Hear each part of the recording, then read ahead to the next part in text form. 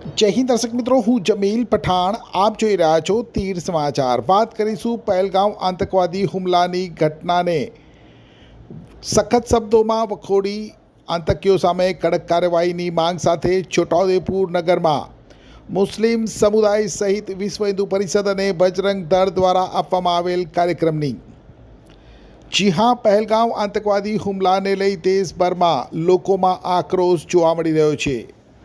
સહેલાણીઓનો ધર્મ પૂછી તેમને ગોળી માર્યાની ઘટનાને દેશભરમાં વખોડવામાં આવી રહી છે. ત્યારે આ જઘન્ય ક્રૂર ઘટનાને અંજામ આપી દેશની એકતા અને અખંડિતતાને તોડવાનો હીન પ્રયાસ કરનાર આતંકીઓ સામે ત્વરિત કડક પગલાં ભરવાની માંગ સાથે ઘટનાને વખોડવામાં આવી રહી છે. અને તેના વિરોધમાં આજે શુક્રવારે છોટાઉદેપુર નગરના મુસ્લિમોએ નગરની વિવિધ મસ્જિદોમાં હાથ ઉપર કાળી પટ્ટી બાંધી અને જુમ્માની નમાઝ અદા કરી હતી.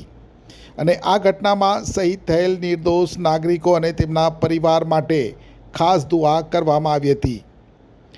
જુમ્માની નમાઝ બાદ મસ્જિદ બહાર ઘટનાને વખોડતા અને નિંદા કરતા હોવાના બેનર હાથમાં લઈ મૌન ઊભા રહી ઘટના સંબંધે પોતાનો વિરોધ નોંધાવ્યો હતો અને આતંકીઓ વિરુદ્ધ કડક કાર્યવાહી કરવામાં આવે તેવી માંગ કરી હતી. તો સાંજે છોટાઉદેપુર વિશ્વ હિન્દુ પરિષદ અને બજરંગ દળ દ્વારા પણ પહેલગામમાં થયેલ આતંકી હુમલામાં શહીદ થયેલા લોકોને શ્રદ્ધાંજલિ આપવાનો કાર્યક્રમ કરવામાં આવ્યો હતો.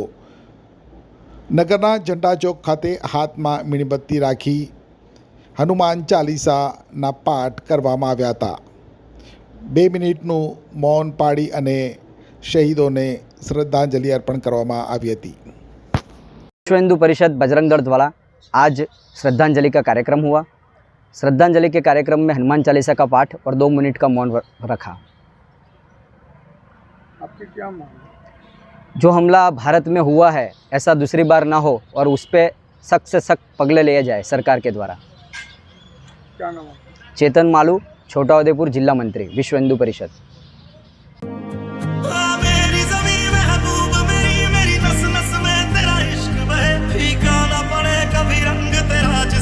निकल के खून कहे